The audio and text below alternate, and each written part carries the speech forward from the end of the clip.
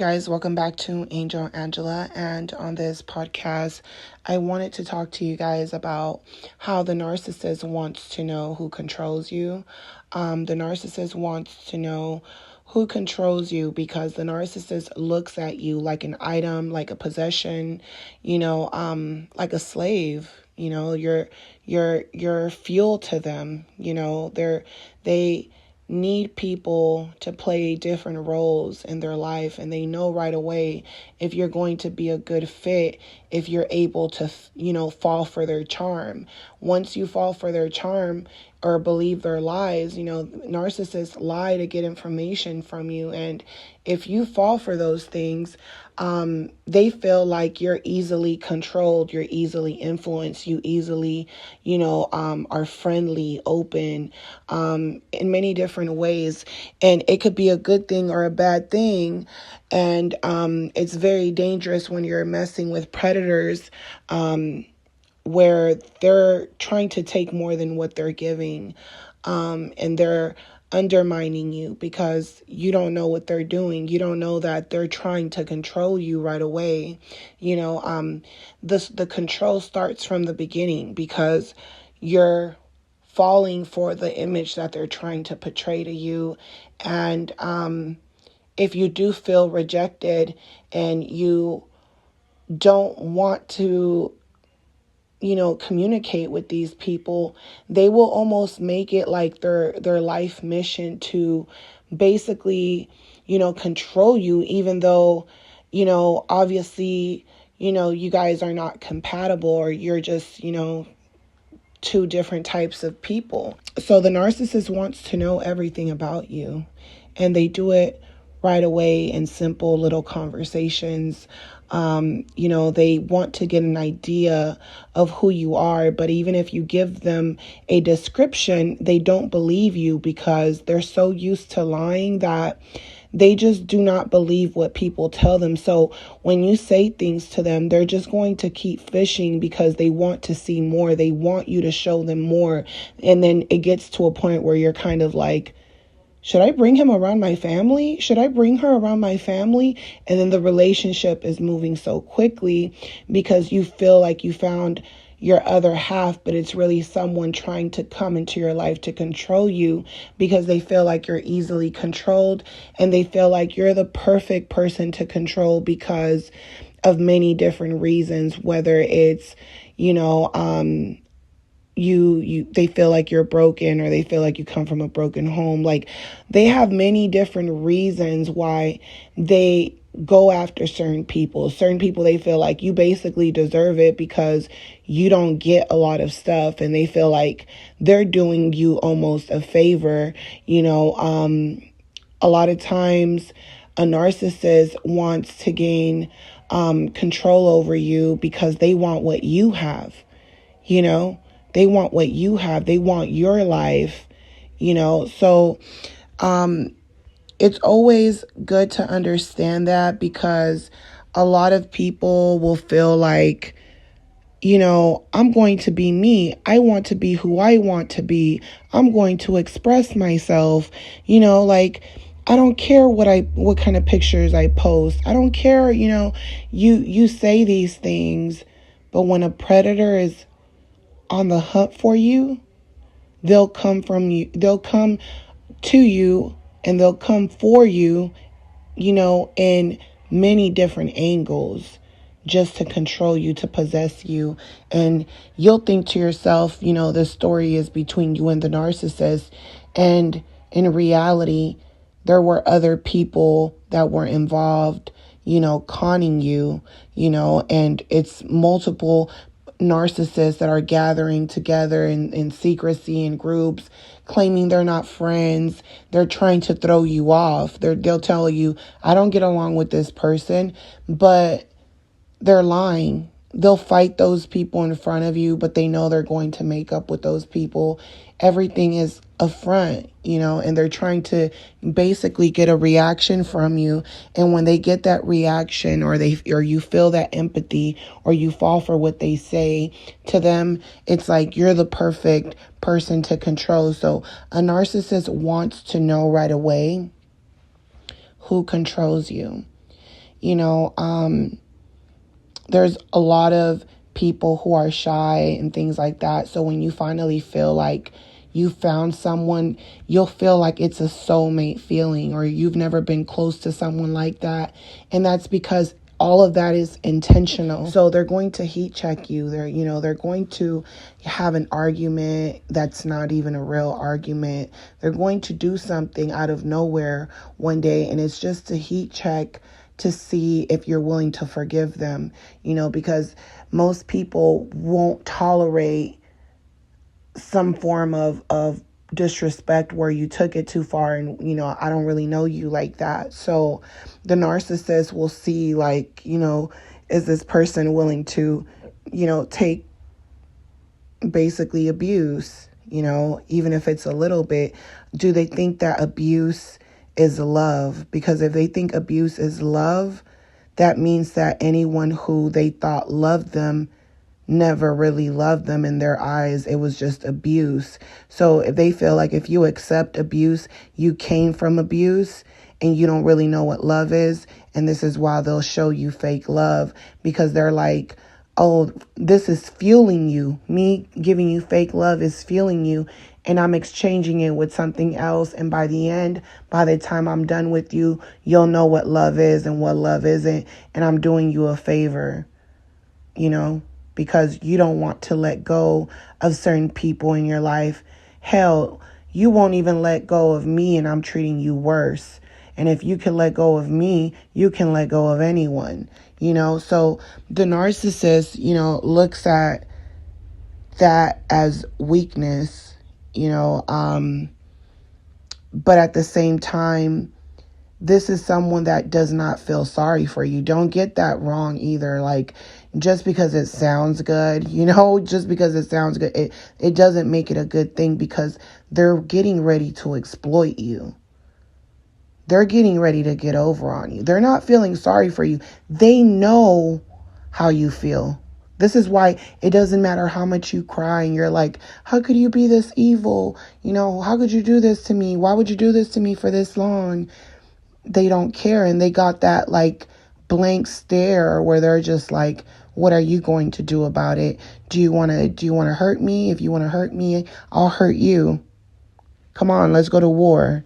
And you're just sitting there like, hey, you're the one that wouldn't leave me alone, right?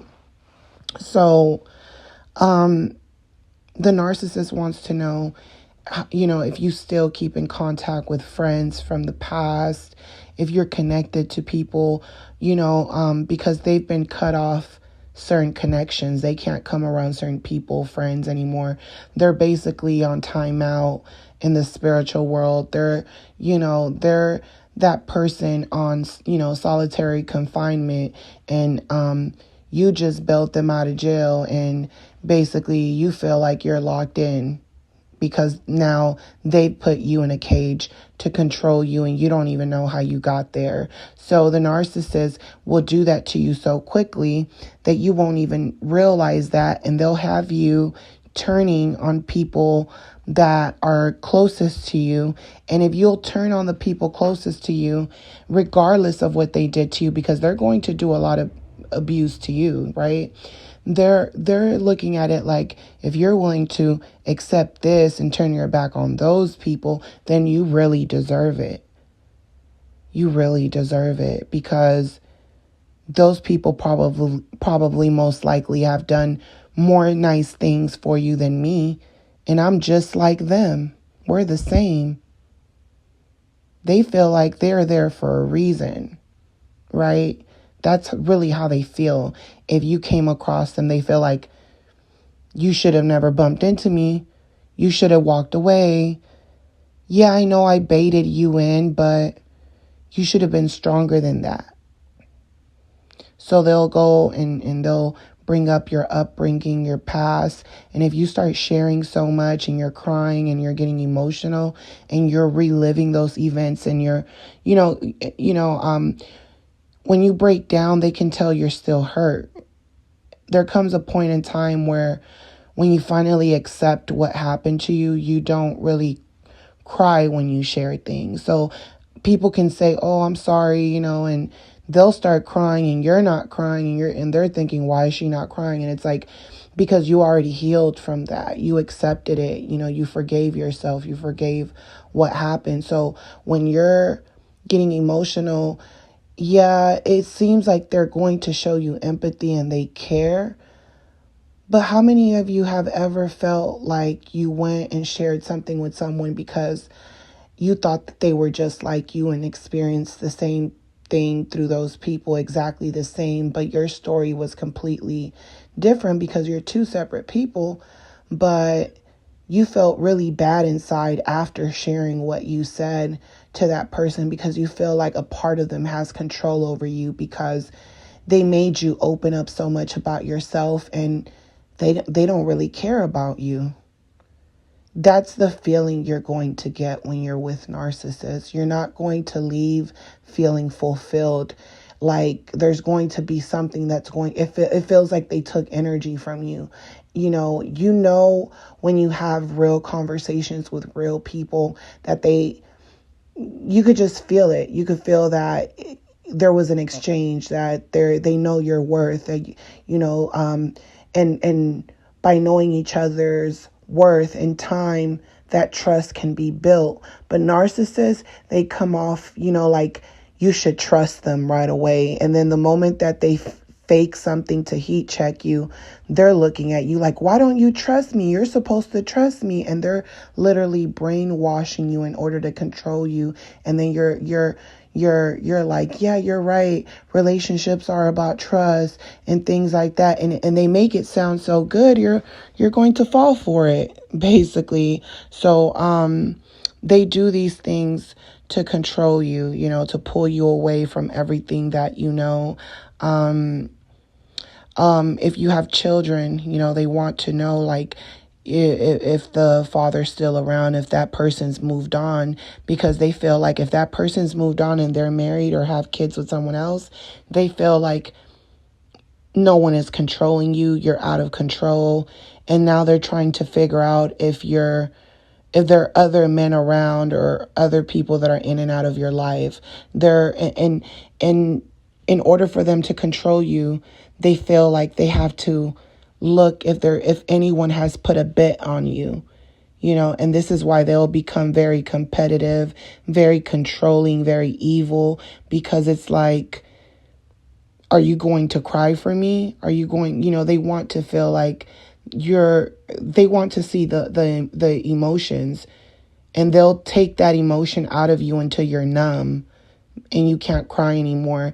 And now they're upset because you're not crying, and you're controlling all of a sudden because you've accepted that this is who they are. Once you've accepted who they are, they feel like they don't have control over you because you know what type of person they are. Like you just know them too well, basically. So they're like, I don't have control over you the way I used to. And then they try to use triangulation to control you. So they're like, okay, I'm going to triangulate you. And if you don't want to be controlled, there's plenty of people that, want me to control them, but they're just going to drag those people to hell. And you've already been there and they're mad. And this is why they do things to you. Or they'll impregnate you so that, in their world, they feel like you won't be a good mate to another person because they feel like no one's going to trust you because you have a child already. So we don't know if you're still sleeping around with your ex. We don't know if you have different men in it. They start making up their own assumptions. And then what a narcissist will do to control you is that they'll start stalking you, and you're wondering why they're stalking you. A lot of times, you're thinking you're not really serious with the narcissist yet because you're early in the relationship, and you don't even know they're stalking you because you're thinking like, oh, I just met this person, whatever. But the narcissist knows right away when you're going to be supply. When they meet you, they know you're going to be supply. A lot of times, you might think to yourself like, I don't think we were compatible. And then they force themselves on you. because they have a plan for you. So they force themselves on you, even when you're not compatible. They try to be what you want them to be, and this is where they'll start changing their hairstyle, changing their style to fit into your world. This is part of their con to control you. So narcissists make fake distressed events. They research everything about you. They set up a stage. They put a bid on you, and they see if there's going to be any baiters, any other narcissists that have been, blood sucking you, basically. So narcissists can say that they don't care about their supply having other supplies, but narcissists are very territorial. So that's where that control comes from. That's where the spying comes from. That's even when you think they're not spying on you, you might think, I just met this person. They're not spying on me. They're spying on you. They're doing all type of background checks. They're sending people your way. They're sending people to, they're trying to see if there's anyone connected from your life to them or to anyone they know. They're bringing you around their families. They're seeing if you're going to flirt with their family members, their friends, their narcissistic friends, the narcissists. And if you flirt with one of their friends, they'll take you. They're okay with it. They're okay with passing men and women around. They're okay with that because to them it's not about love, it's about control. So they'll do those things and they'll claim these people, they're not really friends and stuff like that, but this is something that you need to know because they'll trap you into their narcissistic world with their narcissistic friends, and you don't even know how you got there. And then you'll think that that's what life is supposed to be about. And that's because these people have literally controlled you by slowly infecting your soul, by sending people your way, and not only that, but spreading and spreading through your family and friends like a disease. They start trying to know people, and if they know that people can see right through them, they do not like them. And a lot of times that's why they'll try to get you to go against people that care about you, because they know that those people know you, and they know that most likely those are the people that have been controlling your world in some shape or form, as far as these are the people that's always been there. And because of that, you're going to look at the narcissist as something new and exciting. The narcissist, the game that they're playing, that's nothing new and exciting to them. So when you're defending them, to them it's like, oh, this must be something new and exciting, and they're watching, and they're literally doing a show, and everyone around you is pissed off because they're like, you can't see it, but you can't see it because it's almost like they're putting you in a spell, and you can only see things the way they see it because you're falling under their control in some type of way, especially if you're being intimate with these people, and you'll start to believe that it's real. And this person is a whole romance, basically, scam artist that's just trying to control you for their own personal gain. And while they're doing it, they're so sadistic that they're trying to break you down. So it's not like you can find out all this information over time about them to try to confine your life and just mesh with their life. It's the fact that no matter how much you know about these type of people, they're still looking out to destroy you and control you. And,